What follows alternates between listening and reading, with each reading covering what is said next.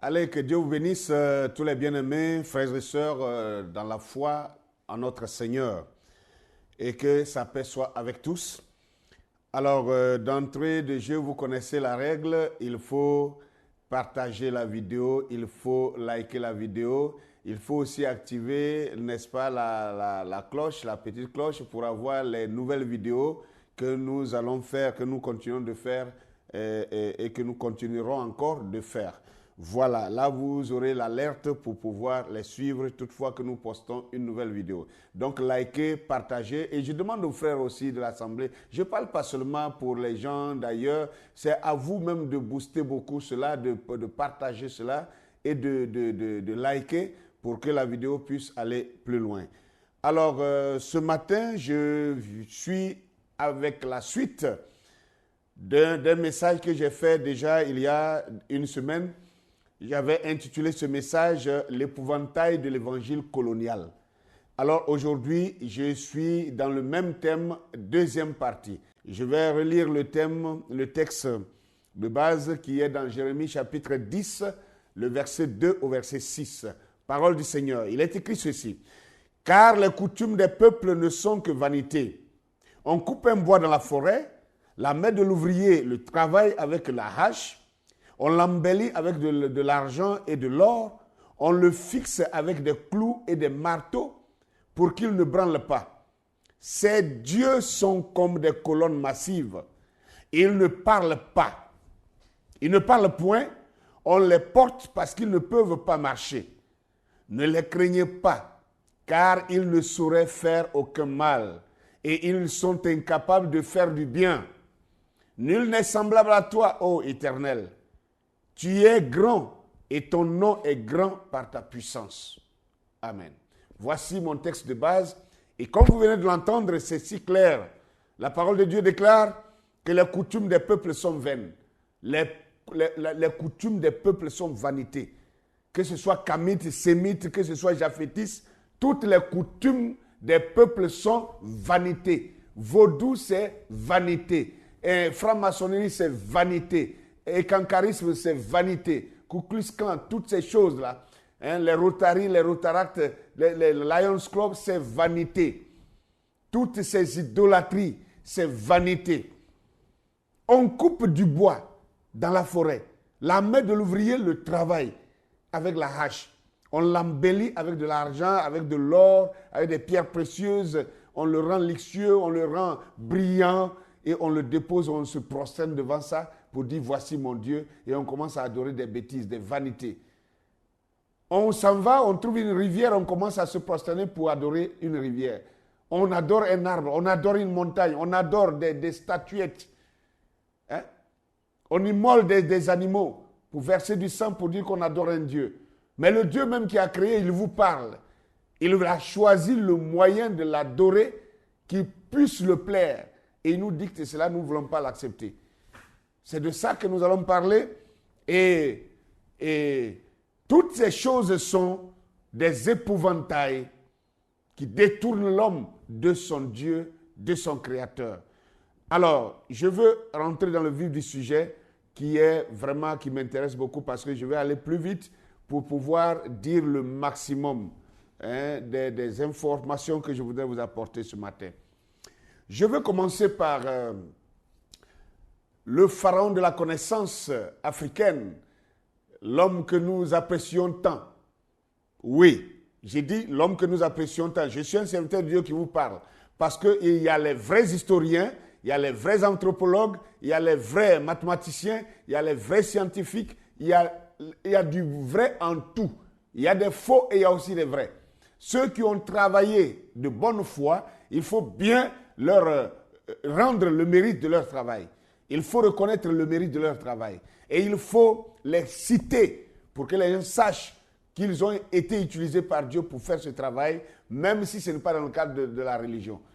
Donc, le pharaon de la connaissance, l'homme qu'on a appelé Cheikh Anta Diop, dans son ouvrage intitulé Civilisation ou barbarie, à la page 12, il dira ceci, et je cite, « Dans la mesure où l'Égypte est la mère lointaine de la science et de la culture occidentale, comme cela ressortira dans la lecture de ce livre, la plupart des idées que nous bâtissons étrangères ne sont souvent que les images brouillées, renversées, modifiées, perfectionnées des créations de nos ancêtres. » Alors, il dit judaïsme, christianisme, islam, dialectique, théorie de l'être, sciences exactes, arithmétique, géométrie, mécanique, astronomie, médecine, littérature, roman, poésie, drame, architecture, art, et etc., etc.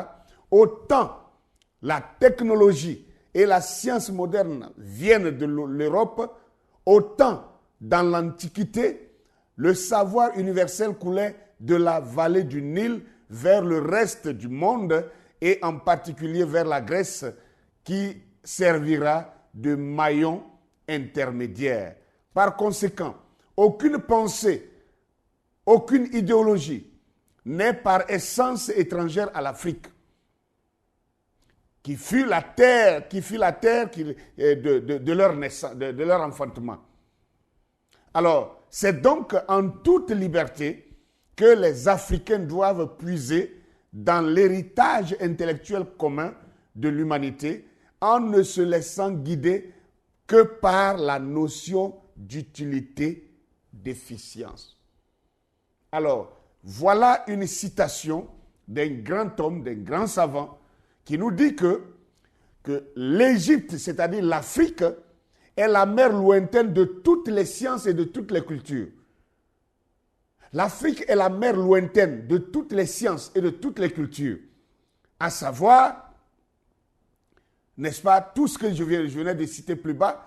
Et il dit que la plupart des idées que nous bâtissons étrangères ne sont souvent que des images brouillées, renversées, modifiées, perfectionnées des créations de nos ancêtres. C'est-à-dire, quand on apporte l'évangile aujourd'hui, la parole de Dieu par la Bible, on veut l'annoncer aux Africains, l'Africain va s'asseoir pour dire non, moi j'ai lu Cheikh Anta Diop, j'ai lu Théophile Obenga, et tout ça, et le christianisme, c'est du mensonge, c'est du plagiat, c'est la religion des Blancs.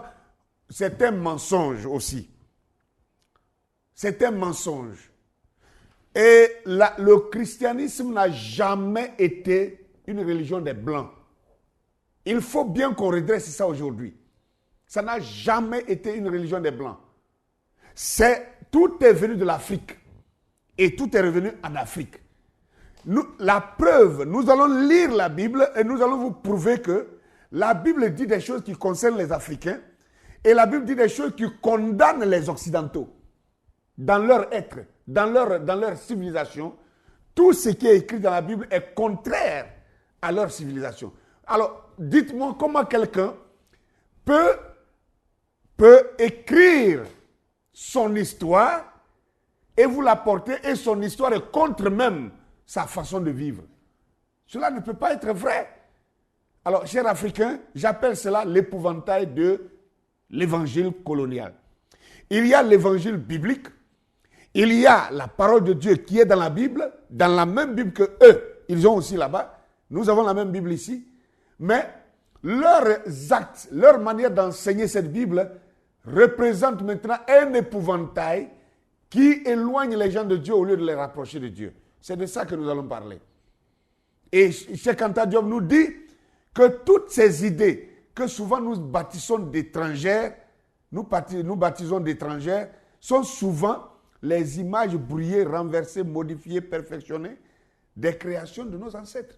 C'est-à-dire que le judaïsme, le christianisme et l'islam, toutes ces trois grandes religions qui couvrent la terre aujourd'hui, tirent leur naissance de l'Afrique. C'est ça aussi qu'il faut dire. Je vais prouver cela. Ils tirent tous leurs sources de l'Afrique. L'Afrique égyptienne. Oui. Vous avez bien compris ça. Non seulement les 3 grandes religions, mais aussi la dialectique, la théorie de l'être, les sciences exactes, l'arithmétique, la géométrie, la mécanique, l'astronomie, la médecine, la littérature, les romans, la poésie, le drame, l'architecture, les arts, toutes ces choses-là. C'est bizarre que, comme les Africains n'aiment pas lire, les Africains n'aiment pas chercher, mais il est temps que nous puissions le faire. Parce que même le sport, la natation, le judo, le taekwondo, toutes ces choses que les gens pratiquent aujourd'hui, allez regarder un peu dans les archives égyptiennes, regardez dans les pyramides, vous allez voir que toutes ces images sont déjà là. La musique, les notes musicales ont été écrites en Égypte. Il y a de cela maintenant plus de 5000 ans. Tout est déjà là. Donc, quand les Européens arrivent et qu'ils prennent toutes ces choses-là et qu'ils les déportent chez eux au travers de la Grèce, les Grecs par Ptolémée qui arrive en Égypte et qui va renverser la royauté égyptienne et qui va prendre le pouvoir, il va envoyer ses soldats partout, le monde entier, pour récupérer toute la littérature égyptienne qui avait parcouru le monde entier. Et il va rassembler tout cela, retirer tout cela de la main des populations.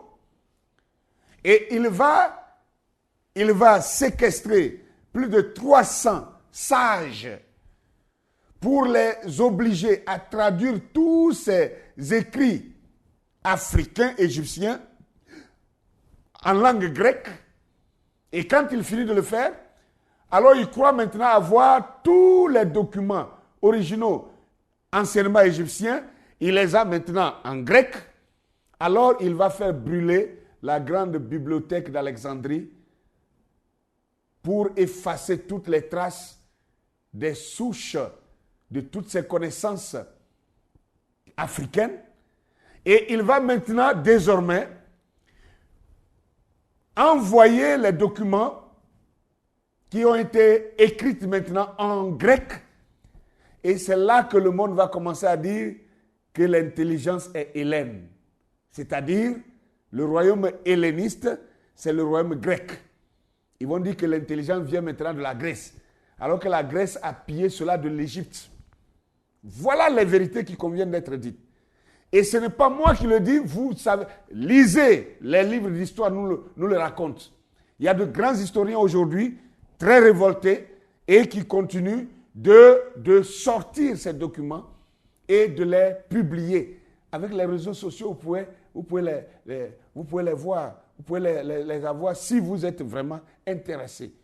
Alors, il est temps que nous puissions nous débarrasser de cet épouvantail de l'évangile colonial. À entendre les gens parler, quand on écoute les chrétiens parler, on a comme l'impression qu'avant Abraham, personne ne connaissait Dieu sur la terre. Mais c'est vraiment dommage de penser comme ça. Ce n'est pas en s'accrochant à l'appel d'Abraham que tu deviens chrétien. Non. L'appel d'Abraham est arrivé à un certain moment de la vie. Mais la même Bible nous dit qu'Abraham est l'un des descendants de Noé. Et que Noé aussi est un descendant d'Adam.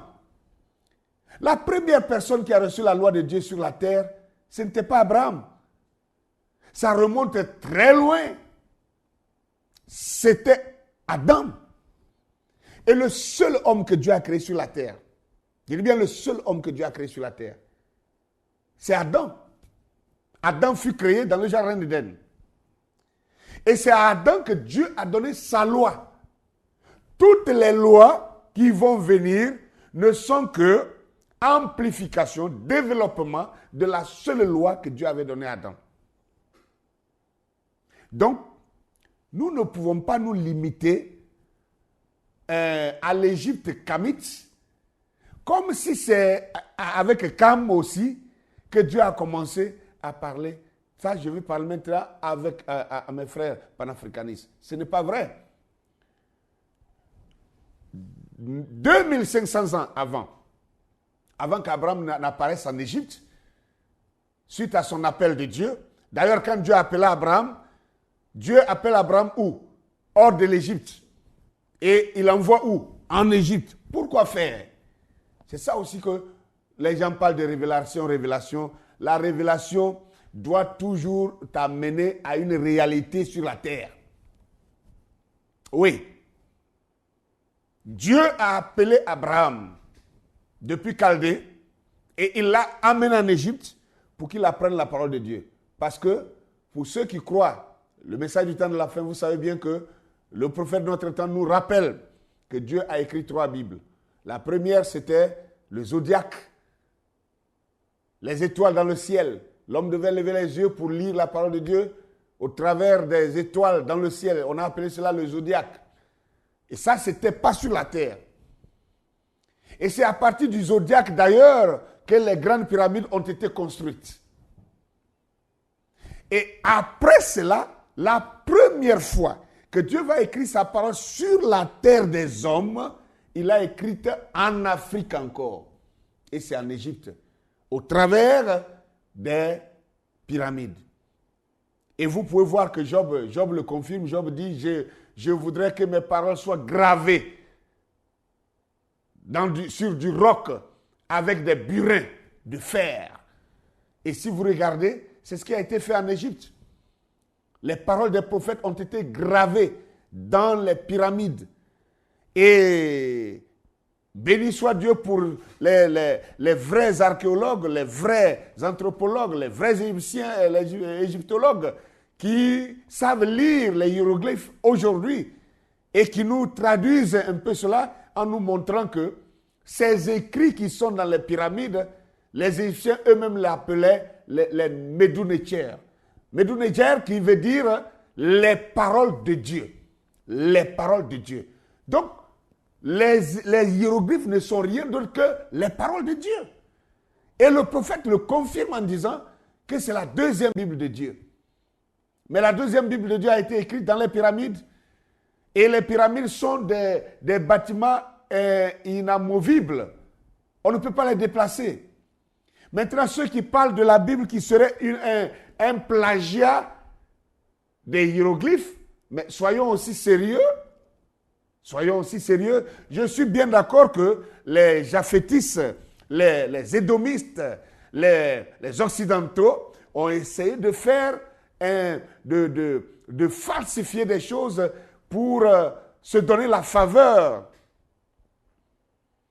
Mais il y a aussi une vérité à dire, c'est que de même que la parole de Dieu était écrite dans le ciel en premier, au travers du zodiaque, ce sont ces paroles zodiacales qui ont été gravées aussi dans les pyramides. Donc on ne peut pas parler de plagiat, sinon que les pyramides, les paroles dans les pyramides aussi sont alors un plagiat du zodiaque. Maintenant, qu'est-ce que Dieu a fait? À la suite, Dieu permettra que ces paroles gravées dans les pyramides soient maintenant mises sur du support pour que ça soit transporté. Ce que nous avons aujourd'hui comme Bible. Pour que ça puisse aller par tout le monde entier, pour que tous les habitants de la terre qui s'étaient maintenant éparpillés sur la face de la terre puissent aussi avoir accès à cette parole. Il ne s'agissait plus que les gens voyagent pour aller en Égypte, pour aller lire la parole de Dieu, ce qui ne serait pas possible aujourd'hui, mais que cette parole-là aille vers les habitants de la terre. Donc il fallait qu'elle sorte des gravures et qu'elle soit comment on dit ça, transcrite, qu'elle soit transcrite sur des supports transportables. C'est comme ça que moi je comprends cela. Et c'est comme ça que chacun doit comprendre cela. Alors, voyez-vous, on a comme l'impression, en écoutant les chrétiens aujourd'hui, comme si avant Abraham, il n'y avait pas eu de notion de Dieu sur la terre, il n'y avait pas eu de notion de Dieu parmi les humains avant Abraham. Non, mais ce n'est pas vrai, c'est faux. Dieu parlait avec Adam. Dieu parlait avec Adam. Et avant Adam, il n'y avait pas de notion de Dieu. Et Adam fut le premier homme. Et Adam a reçu la parole de Dieu. Et comme j'ai fait dans d'autres vidéos, que Adam, ayant reçu la parole de Dieu, Adam a enseigné cette parole à son fils Seth. Il a enseigné cette parole à Malahil, son petit-fils. Il a enseigné cette parole à Kénan. Il a enseigné cette parole à Jéred. Il a enseigné cette parole jusqu'à Enoch.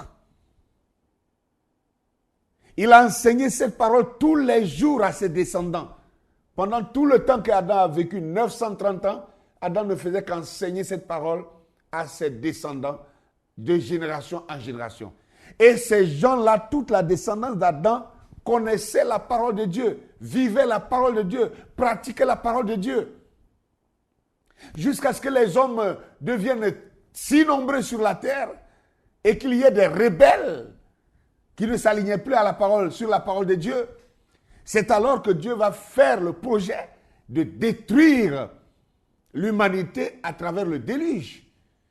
Et avant ce projet de déluge, Dieu va susciter Enoch, selon la Bible, qui était l'un des descendants d'Adam, qui avait vraiment assimilé les paroles, les enseignements de la parole de Dieu qu'Adam avait donné. Enoch va construire alors ces grandes pyramides dans lesquelles il va inscrire toutes ces paroles, tous ces enseignements qu'il avait reçus d'Adam, son aïeux, et de ses grands-parents. Il va inscrire toutes ces paroles dans les pyramides.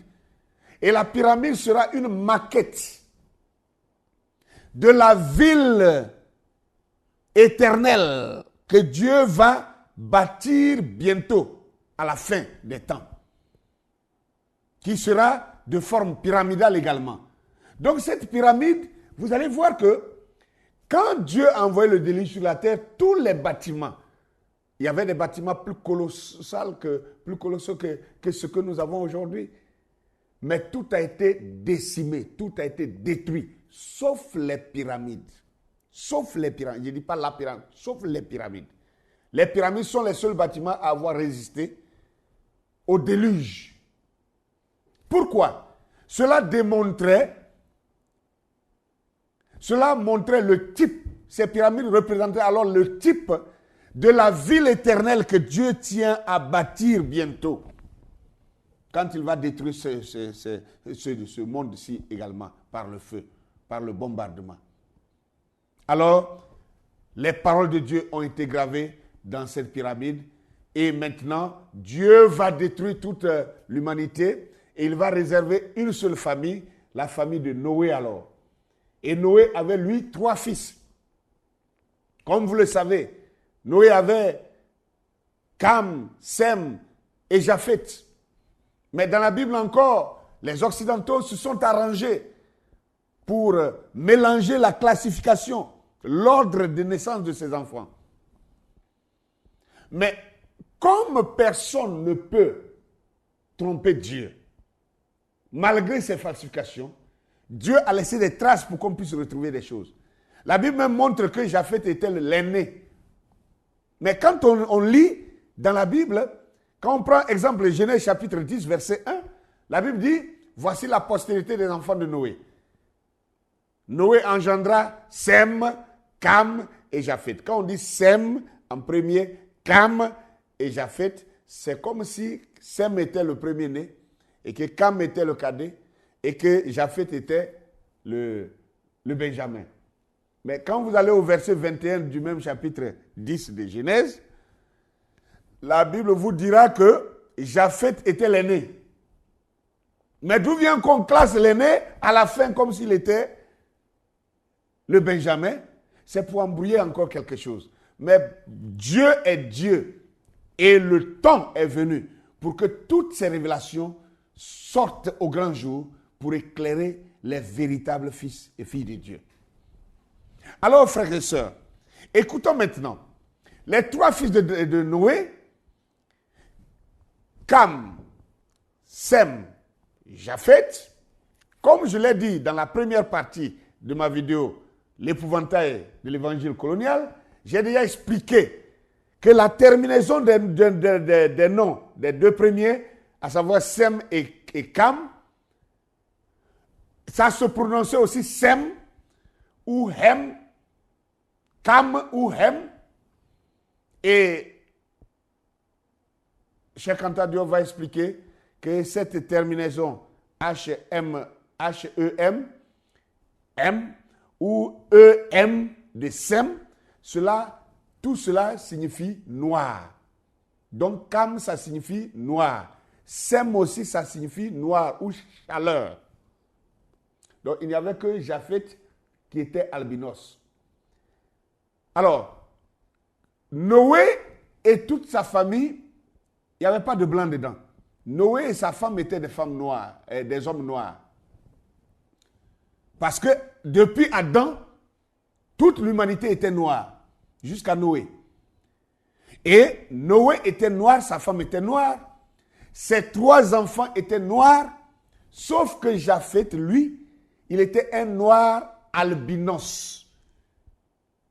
Ce qui va devenir les Occidentaux.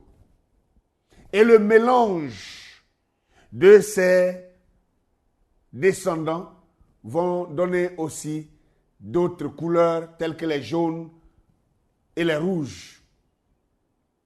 Et aujourd'hui, on parle de 3 couleurs de peau, de 4 couleurs de peau, les noirs, les blancs, les jaunes et les rouges. Mais le noir est la couleur originelle. J'ai fait une vidéo déjà sur l'origine de l'humanité et nous avons vu que Arthur Schopenhauer, qui est un des grands philosophes, qui lui, il était blanc, il a démontré A plus B que l'homme qui a été créé par Dieu, il a vécu entre les tropiques et que la loi des tropiques veut que tout être qui est né dans les tropiques soit pigmenté, donc négroïde, noir. Et il confirme que Adam était noir et que Jéhovah lui-même est noir et que le peuple élu de Dieu était noir et que l'enfant Jésus était noir et que même Confucius était noir, etc., etc. Lui, il le dit. Et ce philosophe n'est pas né d'aujourd'hui. C'est un philosophe qui est né depuis 1700. Bref, j'ai déjà expliqué ça dans la vidéo passée. Maintenant, je veux que tout le monde comprenne que si la parole de Dieu était déjà avec Adam et que Adam avait enseigné cette parole à ses descendants jusqu'à Noé, Noé connaissait la parole de Dieu à partir des enseignements qu'Adam avait laissés de génération en génération jusqu'à lui. Et maintenant, après le déluge, quand la famille de Noé va ressortir de l'arche, Cam, lui, il va prendre ses enfants, ils vont revenir habiter en Afrique, l'Afrique où était le jardin d'Éden, l'Afrique où Adam et Ève ont vécu, l'Afrique où tous les descendants d'Adam, depuis Adam jusqu'à Noé, avaient vécu avant le déluge. L'Afrique où les paroles de Dieu ont été conservées dans les pyramides. C'est là que Cam va habiter. Donc, du coup, Cam n'est pas l'auteur de la parole de Dieu qu'il avait là. Cam n'est pas l'initiateur de la civilisation antédiluvienne, mais Cam va devenir un relais, un gardien de la civilisation antédiluvienne qui provenait depuis Adam. Donc, Cam va garder la parole de Dieu, il va garder l'adoration vraie, il va garder la civilisation ancienne, adamique, qui est descendu jusque-là. Donc, Cam n'a été que un gardien de ces faits-là. À écouter les chrétiens, on a comme l'impression que voilà, et avant Abraham, c'est comme s'il n'y avait pas personne qui adorait Dieu sur la terre. J'ai déjà fait beaucoup de vidéos pour démontrer ça, mais je voudrais louer le travail de certaines personnes qui sont des historiens de bonne foi, qui sont en train d'éveiller les consciences aujourd'hui, tels que les Jean-Philippe Omotunde, comment on l'appelle, les Kovi Gomez, même si je ne suis pas d'accord avec leur conclusion finale, mais ils font un grand travail qu'il faut féliciter, qu'il faut louer. Grâce à eux, nous pouvons avoir des notions, des hiéroglyphes, parce que ils nous montreront qu'en Égypte déjà, dans les hiéroglyphes démontrent des terminologies comme l'éternel, le mot éternel en Égypte et en égyptien ancien, dans les hiéroglyphes, ça voulait dire, et ça s'écrit Nehehe. Nehehe, ça c'est avant que Abraham, c'est avant que la Bible soit écrite, c'est avant que Abraham n'arrive là en Égypte. Les Égyptiens connaissaient l'éternel, ils l'appelaient l'éternel. Et dans leur langue, l'éternel, c'est Nehehe. Et le Seigneur du ciel, il disait Nephet, qui veut dire Seigneur du ciel. Et Nisiture Empet, qui veut dire le royaume des cieux est au ciel, ou alors le royaume des cieux. Le royaume de Dieu est au ciel ou le royaume des cieux, comme on le dit dans la Bible ici. Le royaume des cieux. Nisiture Empet. Waouh! Et Inta, qui veut dire le créateur. Ils connaissaient tout ça. Ils adoraient Dieu. C'est pourquoi ils avaient les mêmes thèmes. Et celui qu'on dit Amen aujourd'hui, c'est simplement un masque du nom du créateur en Égypte qui s'appelait Amon. Amon, c'est Amen. Amon, Amen. Et les Occidentaux vont transformer cela pour dire que ça veut dire ainsi soit-il. Mais ainsi soit-il, en égyptien ancien, ça se disait autrement. Ça ne se disait pas Amon, ça ne se disait pas Amen. Amen en égyptien ancien, ça voulait dire le Dieu Tout-Puissant, l'Éternel, le Créateur. C'est lui, Amon, c'est lui, Amen. Et ainsi soit-il en égyptien ancien, ça se disait Irek Mikreper. Irek Mikreper. Donc, c'est ça, ainsi soit-il. Ce n'est pas Amen. Amen, c'est le nom de Dieu lui-même. Alors, comment ils ont pu prendre le nom de Dieu en Afrique? Et comme ils ne veulent pas qu'on dise que c'est le même Dieu qu'ils adorent, alors ils vont prendre ce nom-là, ils vont lui donner un autre sens pour dire que ça veut dire ainsi soit-il. Pendant qu'ils prient, ils disent ce nom-là de façon camouflée. Mais pourquoi tromper les gens de cette manière-là? Pourquoi tromper les gens de cette manière? Alors, je voudrais que tout le monde comprenne. Alors, avant de parler de l'Égypte pharaonique comme étant la mère des civilisations, disons que cette Égypte pharaonique, cette Égypte des pharaons, n'a été qu'un relais de la civilisation originelle adamique et antédiluvienne. C'est-à-dire que cette civilisation que notre monde a trouvée chez les Égyptiens anciens ne vient même pas de Cam, comme on veut nous le faire croire, mais plutôt d'Adam. Et que Cam, ou les Kamites égyptiens, n'ont fait que garder la continuité de la civilisation adamique qui est en réalité celle de Dieu. Parce que la civilisation d'Adam, c'était la civilisation divine. Parce que c'est Dieu lui-même, selon la Bible, qui descendait pour enseigner Adam dans la Bible, dans le jardin d'Éden. Et Adam a enseigné ce que Dieu lui a enseigné à sa descendance. Donc la manière de vivre d'un homme, c'est ça qui constitue sa civilisation. Et la civilisation d'Adam n'était que la civilisation divine. vous avez peur qu'on dise que le christianisme, c'est la civilisation d'Adam? Ah non, Adam a été maudit. Qui a maudit Adam? Qui pouvait maudire Dieu? La Bible dit que Adam, d'abord, sur la terre, même Jésus n'est pas plus important qu'Adam. Même Jésus. Parce que Adam, lui, c'est la création directe de Dieu par la parole. Mais Jésus est un descendant d'Adam. C'est ce que la Bible nous dit. Jésus est né de Marie, qui est une descendante d'Adam. Jésus avait une mère, seulement qui n'avait pas de père physique. Mais Adam n'a eu ni mère ni père physique. Adam est une création directe de Dieu. Et quand on lit la généalogie de Jésus-Christ dans Matthieu chapitre 1 et aussi dans Luc, vous allez voir que Jésus a commencé son ministère comme étant le fils d'Adam, fils de Marie, fils d'Adam, fils de Joseph, fils de David, fils de Isaïe, fils d'Obed, fils d'Enoch, fils de Malahil, fils de Kenan, fils de Seth, fils d'Adam, fils de Dieu. Donc Jésus finit en Adam et Adam finit en Dieu. Ne soyons pas des chrétiens mongols, ne soyons pas des chrétiens, je ne sais pas quoi, dogmatisés. La Bible même nous dit que Adam n'a pas péché. Même quand on dit le péché d'Adam, c'est pas ricochet. La Bible dit Adam n'a pas péché. Vous voulez un texte pour ça?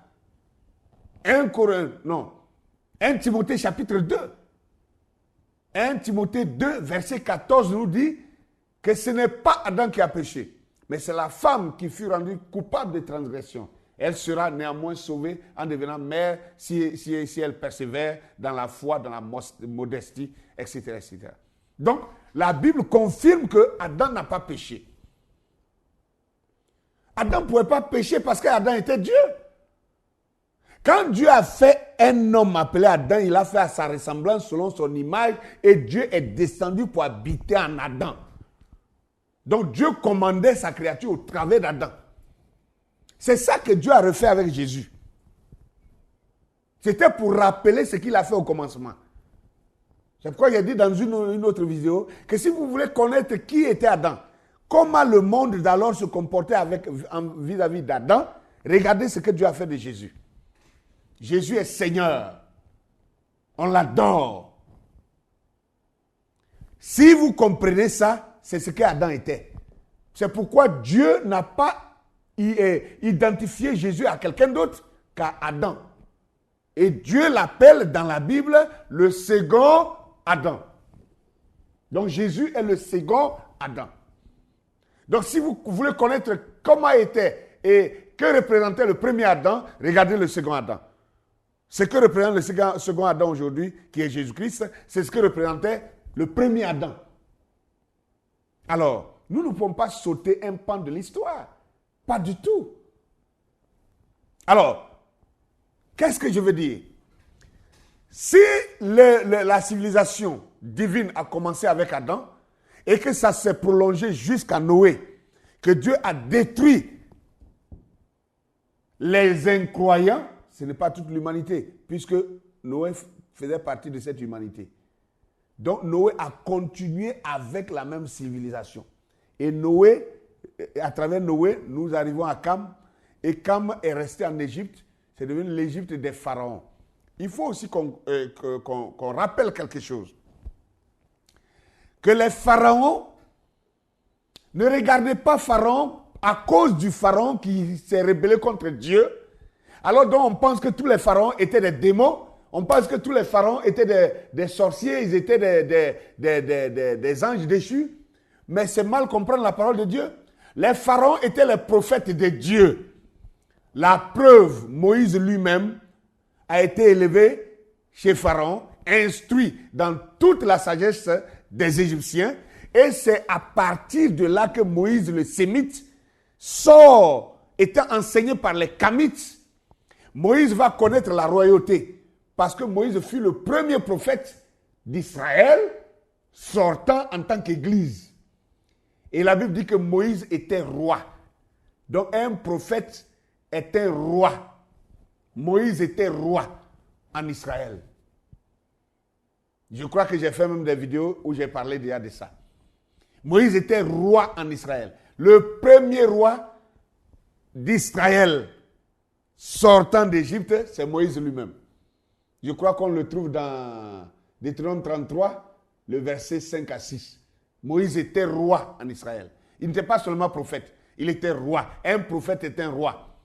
Et pour confirmer cela, Samuel était roi en Israël. 1 Samuel chapitre 4, 1 Samuel chapitre 8 plutôt, verset 4 à 8, la Bible dit que Samuel était roi. Et Dieu régnait au travers de son prophète Samuel. Lisez la parole de Dieu. Ne lisez plus la parole de Dieu avec les lunettes coloniales.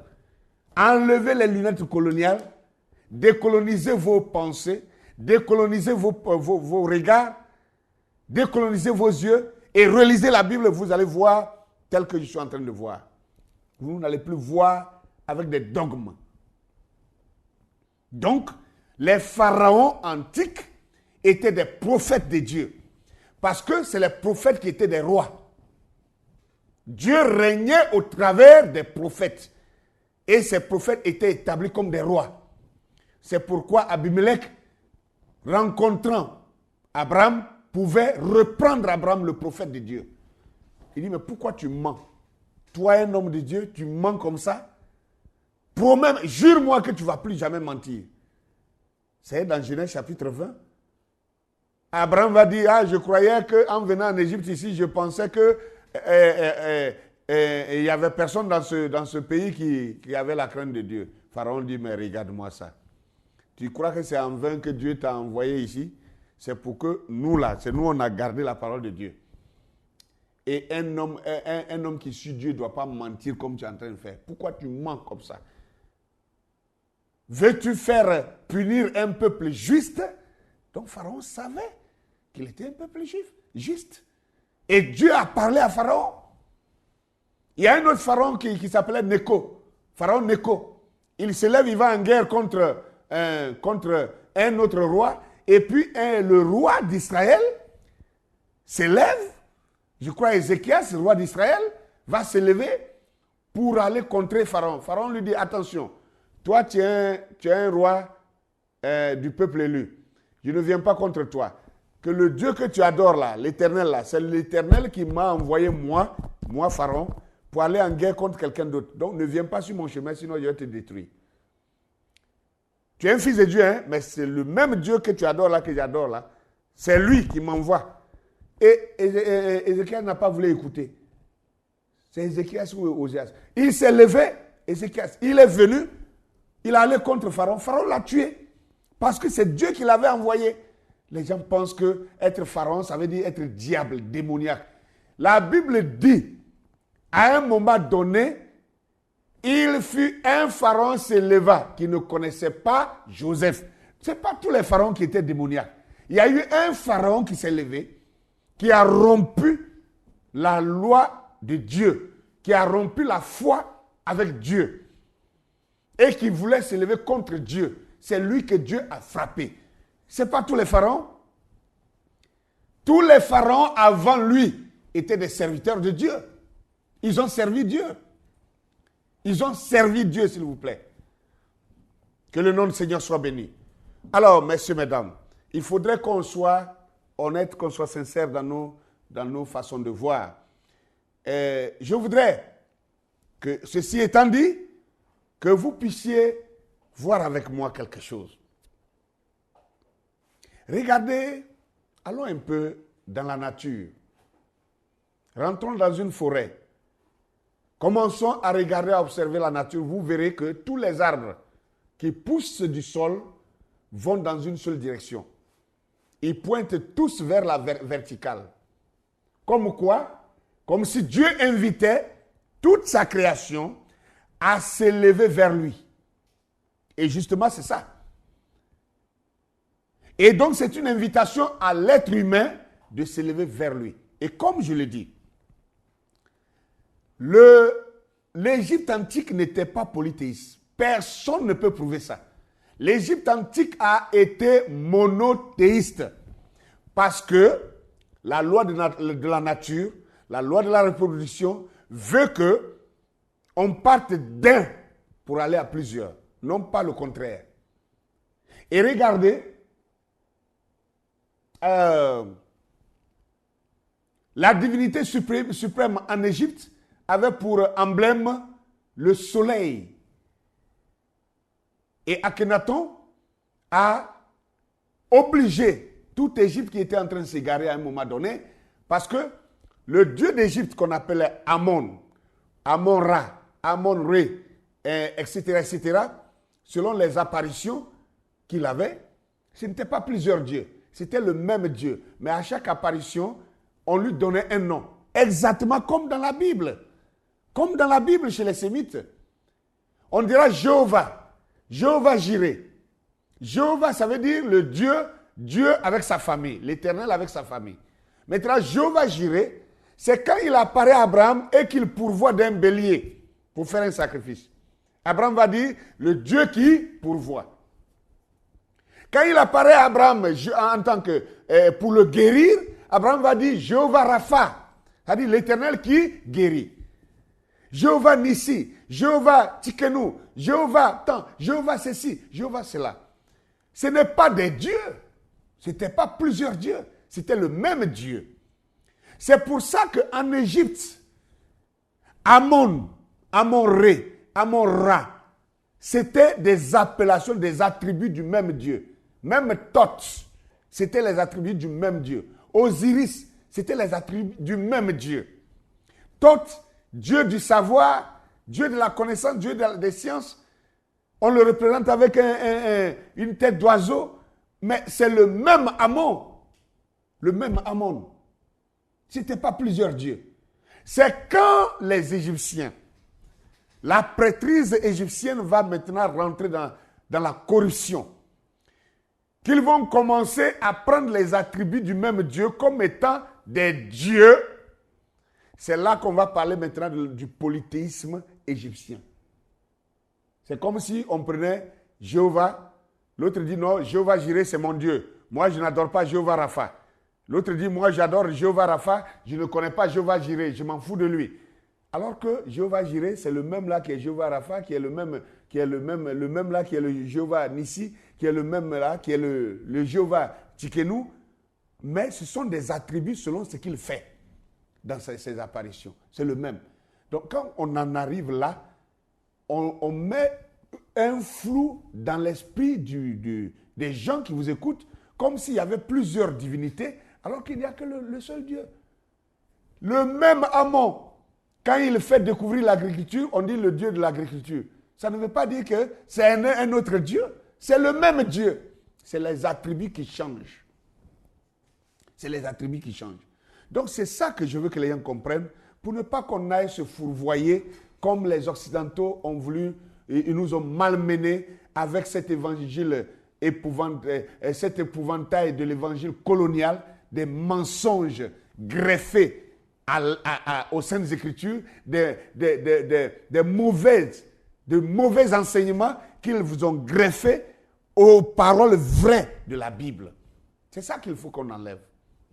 Et j'avais déjà expliqué ce que c'est que l'épouvantail, c'est pourquoi je ne veux pas revenir là-dessus. Je vais maintenant avancer que les arbres de la forêt, même si un arbre venait à pousser sur un rocher, mais il va tendre ses racines jusqu'à trouver la terre ferme pour pointer ses racines dans la terre, parce que la terre pour lui, c'est comme une batterie qui le recharge pour qu'il vive. Et vous savez que quand Dieu voulait créer les arbres, il a fait appel à la terre. Quand Dieu voulait créer le poisson, il a fait appel à l'eau. Quand Dieu voulait créer l'homme, il a fait appel à lui-même. Et un arbre sans un arbre sans la terre ne peut pas vivre. Vous enlevez l'arbre hors de la terre, il meurt. Vous enlevez le poisson hors de l'eau, il meurt. De même, si vous détachez l'homme de Dieu, il ne peut pas vivre. L'homme mourra sans Dieu. Du coup, pourtant, sans l'arbre, la terre vit. Pourtant, sans le poisson, l'eau vit.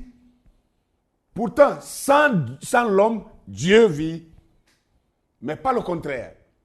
Alors, qu'est-ce que ça veut dire? Un arbre planté dans la terre, c'est un peu comme nos petits appareils, les portables, les téléphones que nous avons aujourd'hui, qui fonctionnent avec une autonomie. Nous avons besoin d'un moment donné de les brancher à une prise pour les recharger. Et quand la batterie de notre portable est suffisamment chargée, alors nous le déconnectons et il y a une conservation d'énergie à l'intérieur qui permet à l'appareil de fonctionner. Et si nous sentons que ça commence à se décharger jusqu'à un certain degré, nous sommes obligés de le brancher. C'est comme ça que les arbres fonctionnent. C'est comme ça que l'homme, l'être humain aussi fonctionne. C'est comme ça aussi que même les animaux, les insectes, les oiseaux, tout dans la nature vit et est rechargeable. L'arbre est connecté constamment à la terre pour être rechargé, pour avoir de l'énergie en lui. Et quand il se développe, ses branches sortent, ses feuilles se développent. Les feuilles ont besoin des rayons ultraviolets du soleil pour synthétiser, comme on dit ça, pour faire la photosynthèse. Donc vous voyez que l'arbre reçoit l'énergie du sol, il reçoit aussi l'énergie du soleil. C'est à peu près comme une batterie qui a la borne plus et la borne moins. Et les deux bornes, n'est-ce pas, transmettent une énergie. Et l'arbre prend cette énergie-là et va condenser cette énergie-là dans son fruit. Et le fruit, qui est la condensation de toute cette énergie-là, il donne ce fruit-là aux autres êtres, aux oiseaux, aux animaux, aux individus, aux humains, et les gens vont consommer cela.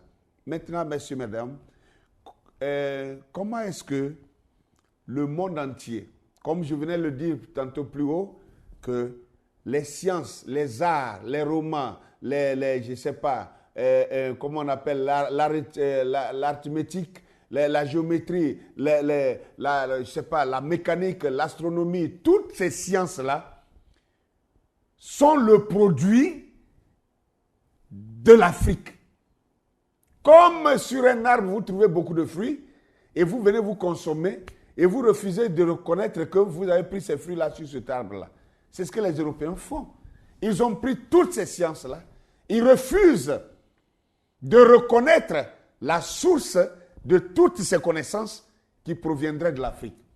Et pourtant, ils ont des lois aujourd'hui que si vous êtes un homme officiel, vous êtes un homme public, et que vous faites même un discours, que vous citez quelqu'un, vous citez une grande déclaration d'un écrivain, vous avez l'obligeance de citer le nom de ce dernier. Sinon, vous êtes passible de poursuite. Mais pourquoi ils font ça à l'Afrique? Pourquoi? L'Afrique est la terre-mère. L'Afrique est le berceau de l'humanité. L'Afrique est là où Dieu a descendu le premier homme, Adam. C'est là que Adam a vécu jusqu'à mourir sans jamais sortir de l'Afrique. Mais pourquoi aujourd'hui, les Occidentaux, dans tous les pays du monde entier, au Japon, en Allemagne, en France, en Belgique, en Italie, en Autriche, en Russie, aux États-Unis, au Canada, un peu partout, il y a des groupes d'hommes qu'on appelle des égyptologues, dans tous les pays du monde, qui viennent étudier le sol africain. Pourquoi ne vont-ils pas étudier Washington? Pourquoi ne vont-ils pas fouiller la terre de Paris? Pourquoi ne vont-ils pas fouiller la terre de Moscou? Ils savent très bien, parce qu'ils savent ce qu'ils cherchent. Et ils savent qu'ils ne peuvent pas trouver ça ailleurs.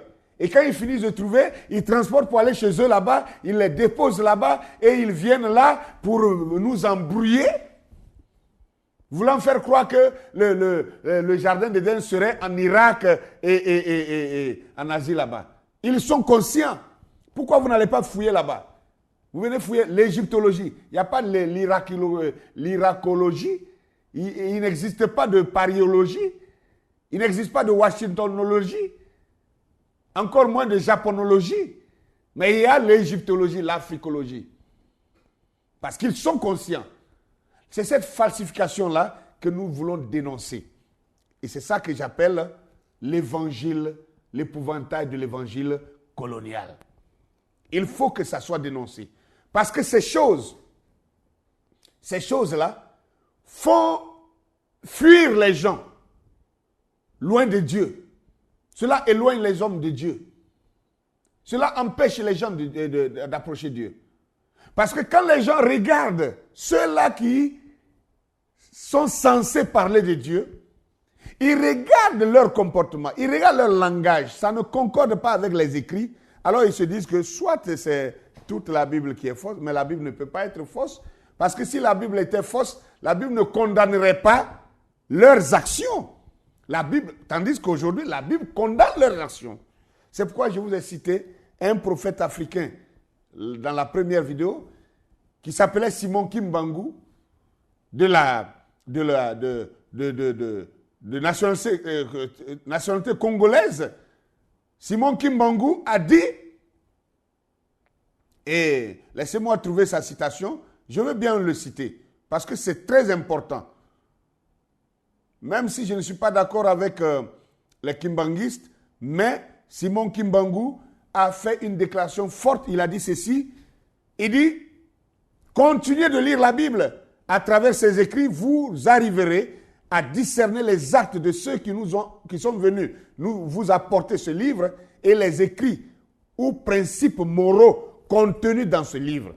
Il faut que le voleur soit saisi avec l'objet qu'il a volé. Voilà, Simon Kimbangu avait compris qu'en réalité, les écrits de la Bible contiennent des principes moraux qui proviennent de Dieu. Donc la Bible est vraie. Mais ceux qui ont transporté cette Bible, les colons, les missionnaires catholiques romains, qui ont transporté cette Bible vers l'Afrique, n'en étaient pas dignes. Et leurs actes ne se conformaient pas aux écrits même de la Sainte Bible. Donc nous n'allons pas condamner la Bible à cause de ses faux. Nous devons prendre ce qui est vrai dans la Bible et condamner les actes de ces fossoyeurs, de ces, comment on appelle, quelqu'un qui se prend pour ce qu'il n'est pas. Ces imposteurs. Ça, c'est de l'imposture que nous devons dénoncer. Et c'est pourquoi nous faisons ces vidéos pour dénoncer ces faits. Alors, qu'est-ce que je peux dire encore? Regardez ce qui est écrit dans la Bible maintenant. La Bible nous dira, Apocalypse chapitre 18, le verset 4 au verset 13. Je ne vais pas lire tout. Je vais parsemer pour sortir quelque chose d'important. Et vous allez voir ici. Je vais lire le verset 4 d'abord. La Bible dit, « Et j'ai entendu du ciel une autre voix qui disait, « Sortez du milieu d'elle, mon peuple, afin que vous ne participez point à ses péchés, et que vous n'ayez point part à ses fléaux, car ses péchés se sont accumulés jusqu'au ciel, et Dieu s'est souvenu de ses iniquités. Payez-la comme elle a payé. Rendez-lui au double selon ses œuvres. Dans la coupe où elle a versé, versez-lui au double. Autant elle s'est glorifiée et plongée dans le luxe, autant donnez-lui du tourment et du deuil. Parce qu'elle dit en son cœur, je suis assise en reine, je ne suis point veuve et je ne verrai point de deuil. À cause de cela, en un même jour, ces fléaux arriveront, la mort, le deuil, la famine, et elle sera consumée par le feu. Car il est puissant, le Seigneur Dieu qui l'a jugé. Et tous les rois de la terre qui se sont livrés avec elle à l'impudicité, au luxe, pleureront et se lamenteront à cause d'elle quand ils verront la fumée de son embrasement. Se tenant éloignés dans la crainte de son tourment, ils diront « Malheur, malheur à la grande ville, Babylone, la ville puissante. En une seule heure est venu ton jugement. Et les marchands de la terre pleureront et et les marchands de la terre pleurent et sont dans le deuil à cause d'elle, parce que personne n'achète plus leur cargaison. Maintenant, cargaison d'or, d'argent, de pierres précieuses, de perles, de fin lin, de pourpre, de soie, d'écarlate, de toute espèce de bois de senteur, de toute espèce d'objets d'ivoire, de toute espèce d'objets de bois et très précieux, en airain, en fer, en marbre, de cinnamon, d'aromates, de parfums, de myrrhe, d'encens, de vin, d'huile, de fine farine, de blé, de bœuf, de brebis, de chevaux, de chars, de corps et d'âmes d'hommes. Waouh! Qui est cette Babylone, la grande? L'Église catholique romaine. Donc l'Occident, la tête de l'Occident. Le chef de file des Occidentaux, des japhétistes. Voilà de qui parle la Bible ici. Et elle vendait tout ça. Les ivoires, le bois. L'Italie a quelle forêt pour avoir du bois à vendre? L'Italie a quelle forêt pour avoir des ivoires pour vendre? Toutes ces choses, ils les pillent en Afrique ici et ils s'en vont les vendre. Et la Bible dit, dernière phrase, la dernière chose qui m'intéresse, ils vendaient même des chars et des corps et d'âmes d'hommes. Corps et d'âmes d'hommes, vendre les corps et les âmes d'hommes, c'est les esclaves. L'esclavage. C'est en cela, messieurs, mesdames, que vous allez voir, vous allez me dire, mais l'esclavage, ce n'est pas l'Italie qui l'a fait, c'est plutôt les Hollandais qui avaient commencé. L'esclavage a commencé par les Hollandais, mais l'esclavage s'est amplifié quand le pape, c'est ça qu'il convient de dire, quand le pape Nicolas V a béni l'esclavage et a déclaré que l'homme noir n'avait pas d'âme. Donc, par conséquent, l'homme noir était égal à une bête sauvage qu'il fallait abattre. C'est eux qui ont propulsé l'esclavage.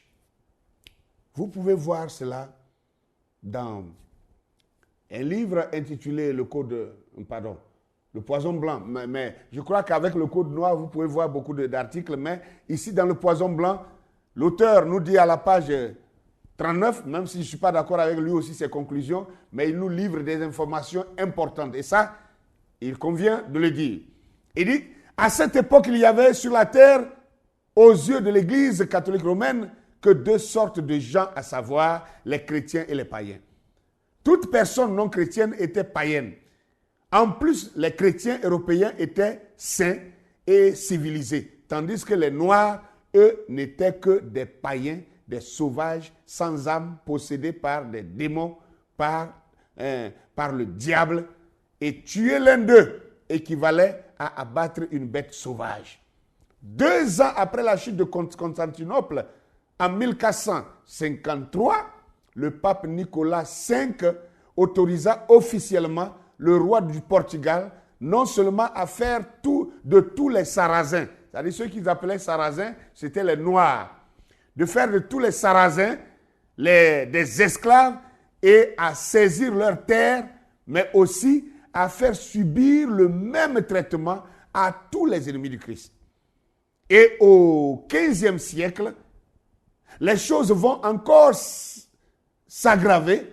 Une nouvelle forme d'esclavagisme va naître, cautionnée par des motivations religieuses, une idéologie religieuse qui prétend affirmer que l'humanité de quelqu'un dépendait directement de sa religion. Donc si quelqu'un n'était pas catholique romain, alors il n'était pas humain. Il fallait être catholique romain pour être un humain. Vous n'êtes pas catholique romain, vous n'êtes pas humain. Donc l'humanité des gens dépendait, n'est-ce pas, directement de leur religion.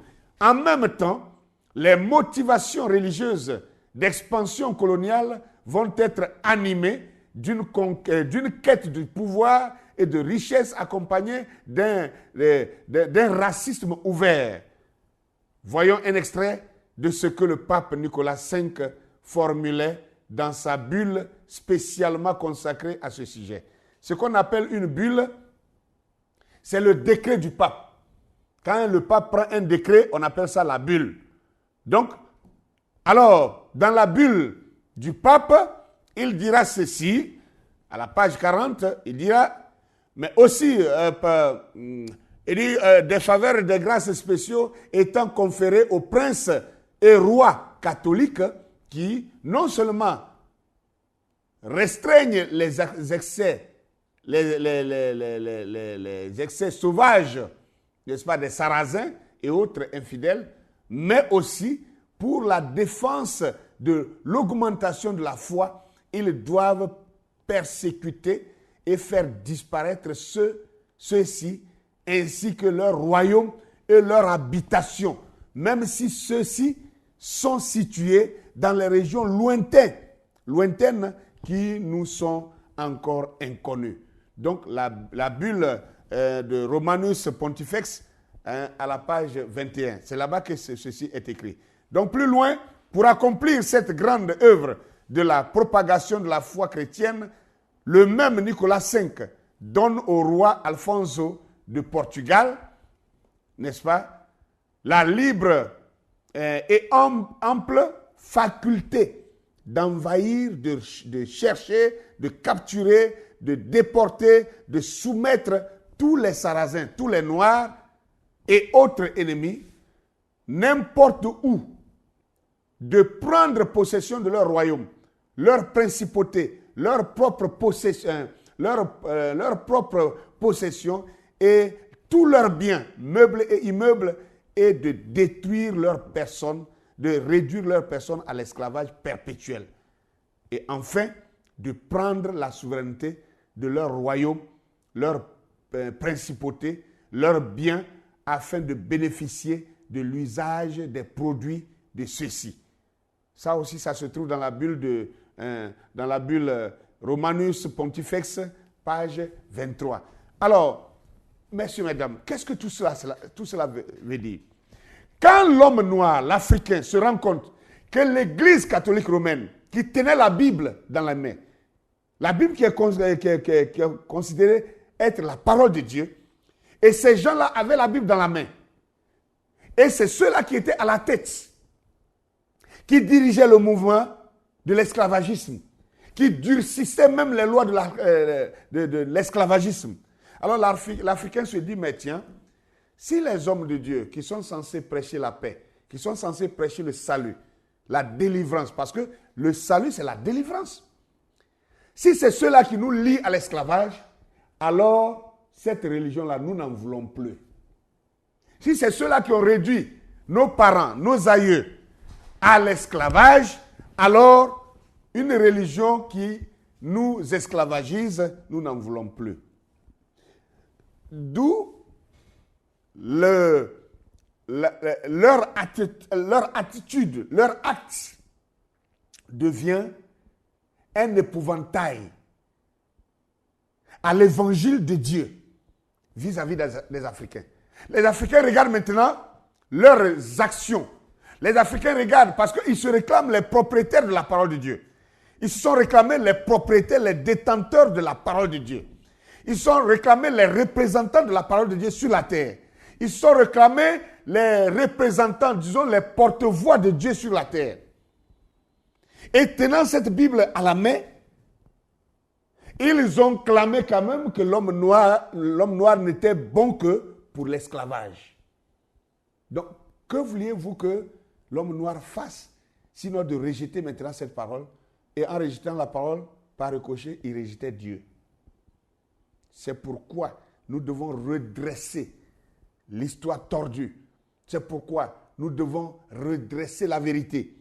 Pour que l'Africain comprenne que la Bible n'appartenait pas aux Occidentaux. Que ces Occidentaux n'étaient que des imposteurs. Parce que quelqu'un ne peut pas écrire sa propre histoire et sa propre histoire condamne sa façon de vivre. Ce n'est pas possible. C'est quoi une histoire? L'histoire, c'est de relater les faits. Les faits du vécu. C'est ça. Si on écrivait l'histoire des Africains, vous verrez que dans l'histoire de l'Africain, il n'y a pas le mot homosexuel. Ça n'existe pas. Dans aucune de nos langues. Nous avons des milliers de langues en Afrique ici. Dans aucune langue africaine, il n'existe un mot qui veut dire homosexuel. Ça n'existe pas. Dans aucune langue africaine, vous ne trouverez un mot comme la bestialité. La bestialité. Ça n'existe pas. C'est-à-dire un homme qui couche avec un animal. Ça n'existe pas. Donc les choses qui n'existent pas, ça veut dire que ça ne fait pas partie de nos traditions, de notre civilisation. Et on veut nous l'imposer aujourd'hui. Et qui nous l'impose? Ces gens encore, les mêmes là, qui détiennent la Bible. Les mêmes là qui clament être les représentants de Dieu sur la terre à travers la Bible. Donc tous ces faits ne constituent que des épouvantails pour éloigner ceux qui sont censés être sauvés du salut. Et nous devons dégager l'évangile, dégager la Bible de tous ces épouvantails-là pour que l'Africain puisse comprendre que la Bible même, c'est sa chose. C'est son paradigme à lui. C'est sa propre civilisation, c'est sa propre vie. Parce que la Bible condamne l'inceste. L'inceste ne se pratique pas en Afrique. La Bible condamne l'adultère. Les Africains, dans nos mœurs, c'est comme ça que nous vivons. Nous ne supportons pas ça. La Bible condamne l'homosexualité. Les Africains, c'est notre vie. Voyez-vous? Beaucoup d'autres faits. L'occidental, il tue. Il peut sortir son flingue pour un oui, pour un non, bon, et te tue. Et puis il s'en va s'asseoir pour manger. L'Africain ne peut pas faire ça. Ils vont lyncher un noir, un homme à cause de sa peau. L'Africain ne peut pas lyncher un blanc parce qu'il est blanc en Afrique. Non.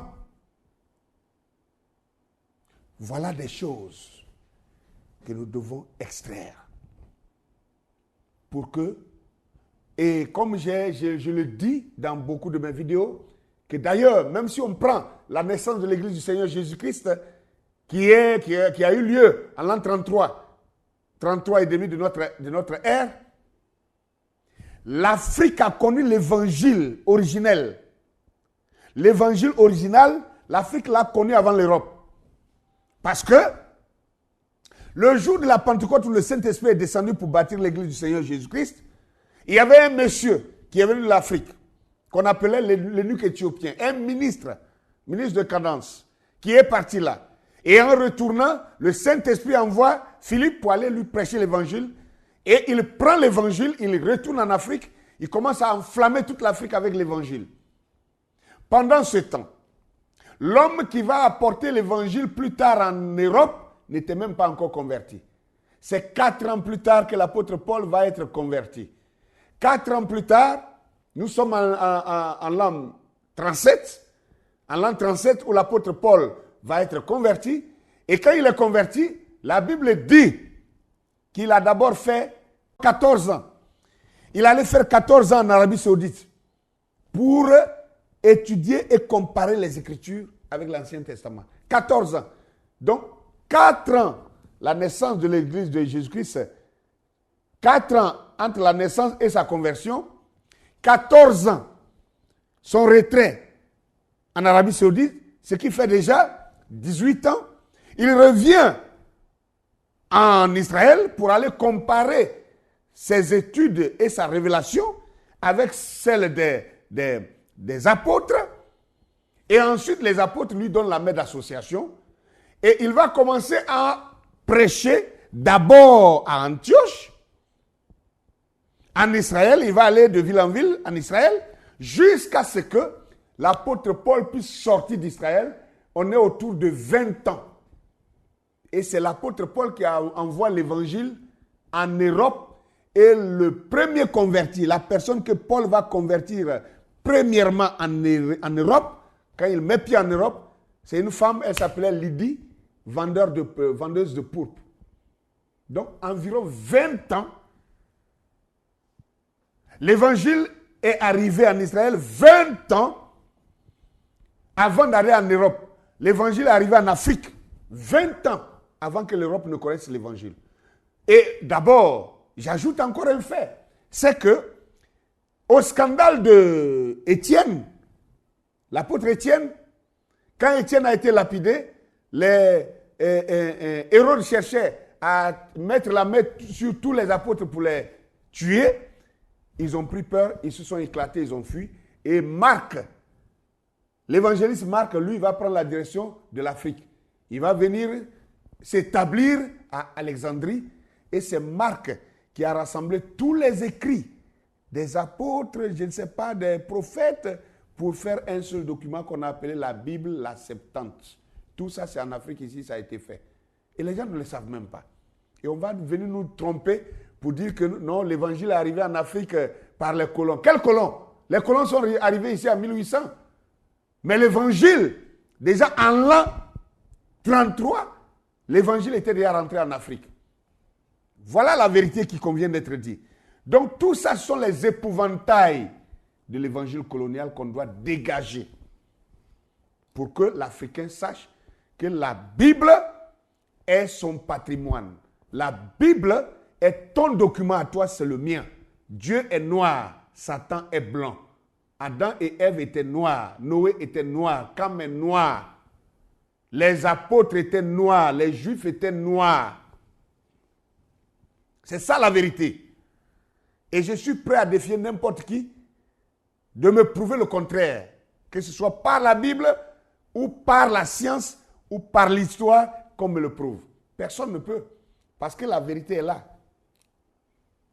Alléluia. Donc, encore un autre élément. Un autre élément ici.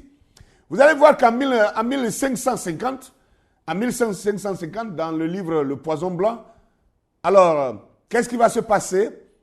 Lors de ce qu'on va appeler plus tard la controverse de Valladolid, le père chrétien dominicain Bartholomé de Las Casas, aidé par un philosophe dénommé Sepulveda, va dans une église à Valladolid, en Espagne, devant le légat du pape et des officiers de la royauté espagnole, défendre la cause des Américains en disant que ces derniers ont une âme et qu'ils sont des humains. Regardez comment ils se prenaient, ces gens-là. Ils se prenaient, hein? C'est eux qui vont regarder un peuple qu'ils viennent de découvrir. Ils vont venir regarder ce peuple-là pour estimer si ce peuple-là, on peut les appeler des humains, s'ils ont une âme, oui ou non. C'est eux qui décidaient ça. Mais ils ont scellé le sol des Africains noirs en disant que les Africains, eux, ils n'ont pas d'âme. Donc, eux, leur sort est déjà scellé. Donc, il était question maintenant de savoir si les Amérindiens aussi, qui n'étaient pas trop blancs et qui n'étaient pas trop noirs, qui étaient à mi-chemin, qui étaient rouges, il faut savoir s'ils ont une âme ou pas. Il faut aller juger pour savoir s'ils sont humains ou pas.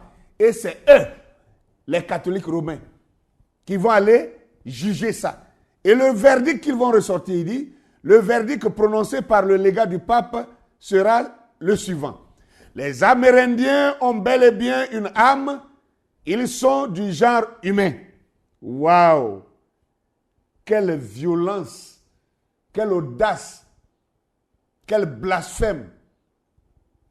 Ce verdict va devenir la position officielle de l'Église catholique romaine, donc, donc de la chrétienté, ainsi que le roi d'Espagne.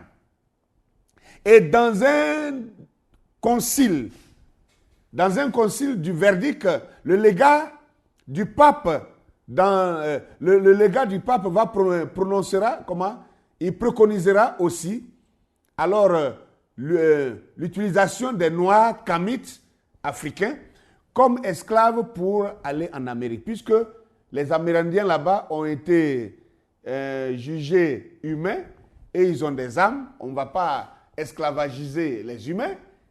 Donc, il faut plutôt aller en Afrique pour aller attraper les Africains qui, eux, ne sont pas humains, pour les amener en Amérique pour qu'ils soient esclaves. D'où les Africains vont être déportés en Amérique, en Europe et ailleurs dans le monde chrétien.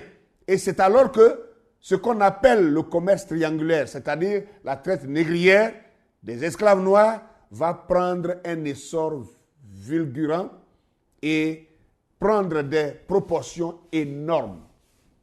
Voilà. Et quand les Africains aujourd'hui apprennent toutes ces histoires, voulez-vous que ces gens-là croient encore au christianisme? Si on n'enlève pas cet épouvantail, ce pan de l'histoire qui est resté caché, les Africains vont continuer à accuser Dieu, ils vont continuer à accuser la Bible, comme si c'est la Bible qui a esclavagisé les gens, alors que ce n'était pas le cas. Ce n'était pas le cas. Encore, en 1179, le troisième concile chrétien du Latran impose même l'esclavagisme à ceux qui essayent d'aider les Noirs. C'est-à-dire, même parmi eux, les Blancs qui essayaient d'aider les Noirs, eux-mêmes, on les esclavagisait. Voilà. Et la légitimité de l'esclavagisme va être incorporée officiellement dans le corpus Iuris Canonici, basé sur le Decretum Cratiani. Ça, ce sont les mots latins qui deviendra la loi officielle de l'Église catholique romaine à partir du pape Grégoire IX en 1226. Waouh! Je termine. Il dira, en juin 1866, le Saint-Office chrétien a émis la déclaration suivante. L'esclavagisme, considéré dans son essence naturelle, n'est pas contraire à la loi naturelle et divine. Et il peut y avoir différents titres d'esclaves auxquels font référence les théologiens et commentateurs approuvés. Ce n'est pas contraire à la loi divine et naturelle de vendre, d'acheter, d'échanger ou de donner un esclave. Waouh! Tout ça, c'est l'Église catholique romaine qui est en train de diriger ça. Voilà l'épouvantail. Le plus grand épouvantail ou la plus grande épouvantail qui a chassé les Africains loin de Dieu. Parce qu'un Africain qui se rend compte de tout ça, qui apprend, qui découvre ça, il dit, mais ce n'est pas la peine. C'est que c'est les chrétiens, c'est le christianisme qui a été à la base de notre esclavage, de notre souffrance, de notre humiliation, de notre désagrégation. Hein? Et regardez, j'ai lu même sans commenter certaines parties. Ils ont donné l'ordre aux Occidentaux d'aller détruire, de poursuivre les Noirs partout où qu'ils soient, les saisir, les réduire en esclavage, saisir leurs biens, détruire leur habitation et leur royaume et prendre possession de leur principauté. C'est là où vous allez voir un royaume comme l'Empire du Bénin, le royaume du Bénin, qui était structurellement bien fondé, bien bâti.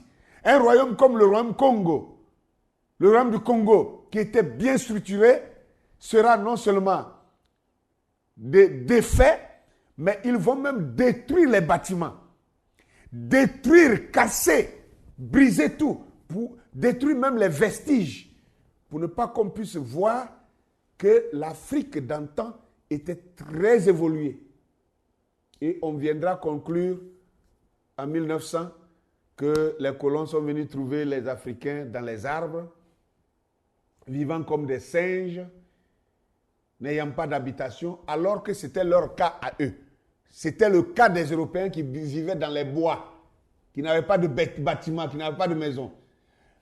L'architecture planétaire a été conçue et exécutée en Afrique. On découvre plein de pyramides, non seulement les pyramides, les grands temples qui sont découverts dans le monde, c'est en Afrique ici, en Nubie, au Soudan, de grandes structures. Et d'ailleurs, pourquoi l'UNESCO refuse qu'on fouille le Sahara, le désert du Sahara? Comme je l'ai dit, nous savons aujourd'hui maintenant que le Sahara, ça veut dire la terre de Ra. La terre de Ra. Et si vous voulez comprendre ce qui a provoqué le désert du Sahara, Dieu n'a pas créé un désert en Afrique. Non. L'Afrique était couverte de forêts partout. Mais le jardin d'Éden étant placé en Afrique, plus précisément au sud-est de l'Afrique, à l'est de l'Afrique, donc depuis l'Éthiopie actuelle, la Nubie, c'est-à-dire le Soudan actuel, jusqu'en Mauritanie, c'est là où Adam et sa génération, ses descendants, ont habité. C'est l'usure de l'habitation humaine qui a produit le désert du Sahara. Et comme ils adoraient le dieu Ra, donc la terre de Ra, Sahara, la terre de Ra. Je vais terminer, je vois que j'ai déjà fait 1 heure, presque 30 minutes, je n'ai pas voulu cela, mais il y a quelque chose de plus important que je voudrais parler, je ne vais pas manquer ça avant de finir ma vidéo. Regardez bien ceci. Je vous présente une image. Ça, c'est le cachet. Bon, je vais laisser le soin aux infographes de vous le présenter sur vos écrans. Voilà. Le cachet du roi Ézéchias. Un roi israélien, un roi israélite, un roi d'Israël, un roi de Juda, qui a été découvert par les archéologues. Et sur ce cachet, qu'est-ce que nous voyons? Nous voyons visiblement sur le cachet du roi Ézéchias, roi de Juda, c'est bien écrit Ézéchias, fils d'Osias, roi de Juda. Et qu'est-ce qu'on voit sur son cachet? À gauche et à droite, on voit le signe de l'Ankh. L'Ankh, c'est cette petite croix-là à la tête, comme un petit bonhomme. On voit l'Ankh à gauche et à droite, qui n'est rien d'autre que le signe de l'Égypte antique. Et qu'est-ce qu'on voit au milieu du cachet? On voit au milieu du cachet, nous voyons clairement le Dieu Soleil. Le Dieu Soleil qui est placé au milieu du cachet et avec les ailes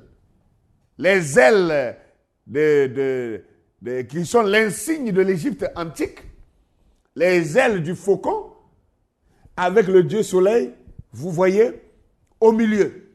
Mais comment un roi d'Israël pourrait être un adorateur du Dieu Soleil, d'un Dieu égyptien? Là est la question. Parce que s'il n'adorait pas ce Dieu, pourquoi a-t-il l'effigie de ce Dieu sur son cachet? Ce qui veut dire que celui qu'on appelle l'Éternel, Jéhovah, chez les Sémites en Israël, c'est le même Dieu que les Égyptiens appelaient Amon, qu'ils appelaient Aton, qu'ils appelaient Amon-Ra, Amon-Ré, Aton. C'est le même Dieu. Parce que avant que l'Éternel devienne le Dieu d'Israël, il était d'abord le Dieu d'Adam, il a été le Dieu de Malahel, il a été le Dieu de Kénan, il a été le Dieu de Jéred, il a été le Dieu de Seth, il a été le Dieu de Enoch, il a été le Dieu de Noé, il a été le Dieu de Cam, et il est maintenant, il a été le Dieu des pharaons, les bons pharaons avant, et il est devenu le Dieu d'Abraham. C'est le même Dieu. Vous ne pouvez pas couper l'histoire, bannir une partie de l'histoire pour vouloir qu'on croie que Dieu a été le Dieu d'Adam, mais maintenant il a sauté, il est le Dieu d'Abraham et il n'a pas été le Dieu des Égyptiens. C'est n'importe quoi. Pourquoi Abraham est-il parti en Égypte? Pour apprendre Dieu, je vous l'ai déjà dit. Pourquoi toute la descendance d'Abraham est descendue en Égypte? C'était ça. C'est parce que Dieu était adoré en Égypte. Quand est venu le moment où Dieu a cessé d'être adoré en Égypte, Dieu a fait sortir son peuple et il a abandonné cette Égypte. Et c'est cette Égypte-là qui a été écroulée. Ces mauvais pharaons qui ont laissé la main de Dieu, c'est ceux-là que Dieu a frappés. Mais les pharaons qui sont restés dans l'adoration du vrai Dieu, Dieu les a bénis jusqu'à la fin de leur règne. C'est ça qui convient d'être dit. Alors, nous voyons ici que ce Ézéchias, selon la Bible, il est dit qu'il a servi l'Éternel fidèlement jusqu'à sa mort, comme David son père. Or, l'Éternel qu'il servait, voici son signe, voici son sigle sur son cachet. Qu'est-ce qu'on nous cache alors? Qu'est-ce que l'on nous cache? On veut faire croire que Amon, en Égypte, c'était un démon. Amon n'était pas un démon. Et je vais vous dire, la notion de Dieu, c'est en Égypte que les Sémites ont pris ça. Même la notion de fils de Dieu. Souvenez-vous qu'il y a un pharaon, un prophète égyptien, pharaon de son nom, qui s'appelait Toutankhamon. Toutankhamon, ça veut dire celui qui m'a vu a vu le Père. Ça vous rappelle quelque chose, vous, chers chrétiens? Celui qui m'a vu a vu le Père. Donc, Toutankhamon, qui était son père? Amon. Donc, celui qui m'a vu a vu Amon, mon père. Comme Jésus le dit dans Jean chapitre 15, Jean 14, pardon. Jean chapitre 14. Celui qui m'a vu a vu le Père. Et regardez, je veux que les infographes vous présentent un peu. Quand on présente le Messie avec un agneau à la main, ce n'est pas étranger. Ça existait déjà en Égypte. Ça existait déjà en Égypte. Toutankhamon avec l'agneau à la main, comme le grand berger, le fils de Dieu, grand berger. Voilà. Et comme je vous l'ai déjà dit, la circoncision existait en Égypte avant qu'Abraham n'arrive. Et c'est les Égyptiens qui ont circoncis Abraham. Oui. Il y a beaucoup de similitudes dans cette histoire. Il y a beaucoup à dire là-dessus. Alors, mes chers frères et sœurs, chers Africains, chers parents, ne rejetons pas la parole de Dieu sous prétexte que ceux qui ont prêché cette parole de Dieu étaient des méchants. Oui, ils étaient des méchants et je le confirme. Et moi aussi, je suis révolté contre ces gens-là. Mais la parole de Dieu reste la vérité. Elle ne souffre d'aucun mensonge. Parce que la parole de Dieu condamne l'esclavage. Mais eux, ils tenaient la parole de Dieu et ils esclavagisaient les gens. Donc ce n'est pas la parole qui est à condamner. La parole de Dieu n'est pas à blâmer. Mais c'est... Regardez un peu même aujourd'hui. Vous n'allez pas me dire aussi que bon, le vaudou que vous prônez, que les vaudoumanes, tous les prêtres du vaudou font du bien. Puisque c'est eux qui attrapent les gens aussi, qui enlèvent les gens la nuit pour aller les immoler sur leur fétiche. Est-ce que vous approuvez ça aussi? Si le vaudou était quelque chose à suivre, est-ce que vous cautionneriez qu'un prêtre vaudou attrape les jeunes filles ou les jeunes gens pour les immoler? Vous accepterez ça? Vous approuverez cela? Vous allez me dire que ce sont les faux prêtres. De même, les faux prédicateurs, aujourd'hui, même si on rentre pas seulement les catholiques, mais dans les églises protestantes, évangéliques et tout cela, aujourd'hui, bizarrement, même l'islam, même les musulmans, commencent à célébrer les mariages homosexuels. C'est terrible. Dans quel Coran cela est-il permis? Dans quel Coran? Dans quelle Bible il est permis qu'un homme doit se marier à un homme? Bien au contraire, la Bible condamne ça. Dans quelle Bible il est écrit qu'un homme doit coucher avec un chien? Qu'une femme doit coucher avec son chien? Bien au contraire, la Bible dit que celui qui couche avec un animal comme on couche avec une femme, qu'il commet une abomination. Voilà des choses comme ça. Qui blâmait alors? La Bible ou l'imposteur? Je crois bien que c'est l'imposteur. Ce sont les imposteurs que j'appelle les épouvantails.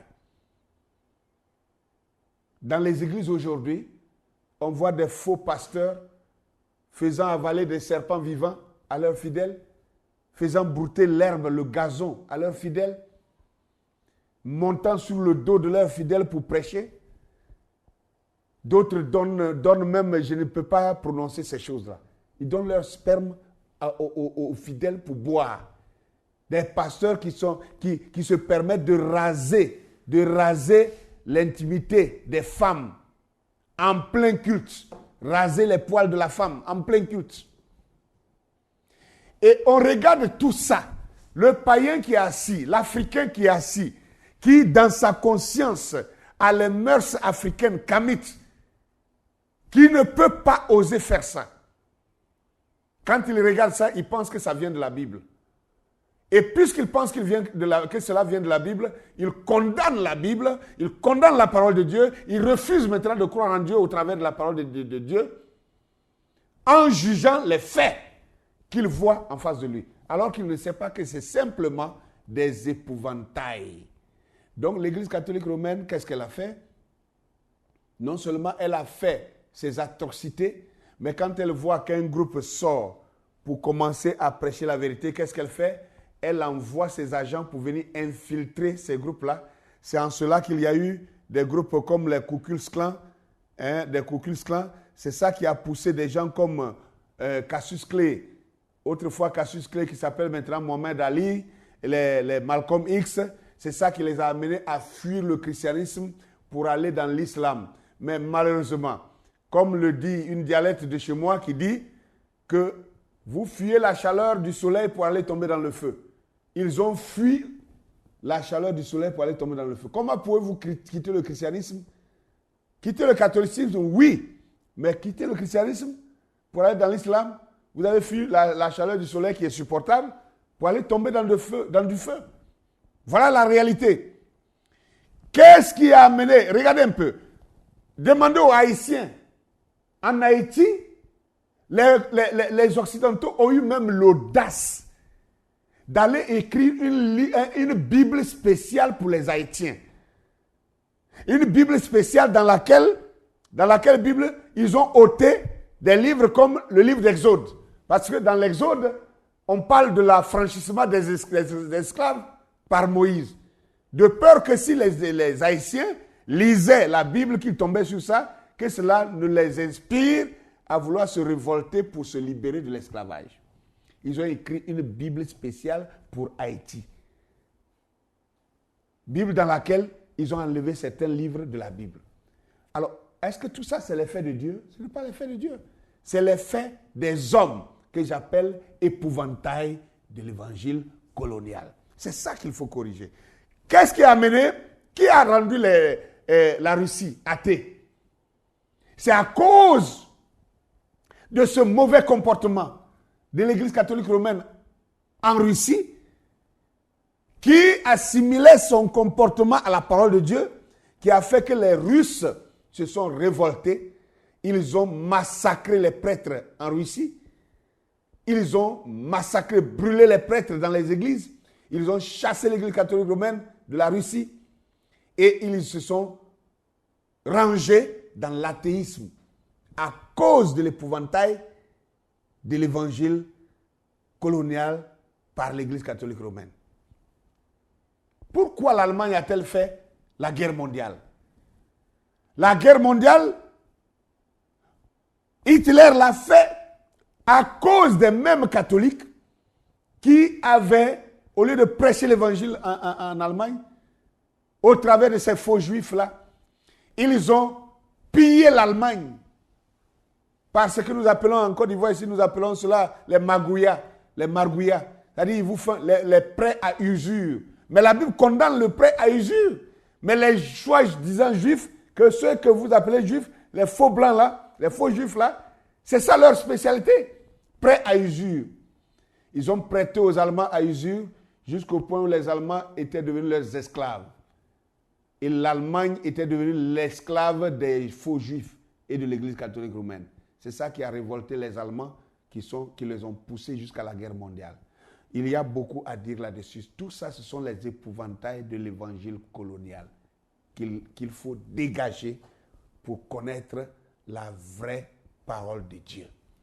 Alors, nous pourrons encore revenir là-dessus pour faire une autre suite, mais pour ne pas trop prolonger la vidéo, permettez que je m'arrête ici et que je vous invite à partager cette vidéo, à liker cette vidéo et aussi activer la clochette de notification pour qu'on puisse vous envoyer toutefois les nouvelles vidéos que nous ferons dans ce terme-là. Que Dieu vous bénisse et repentons-nous, acceptons. La parole de Dieu ne souffre d'aucune fausseté, d'aucune injustice, mais ce sont les hommes qui la véhiculent qui dévient le chemin.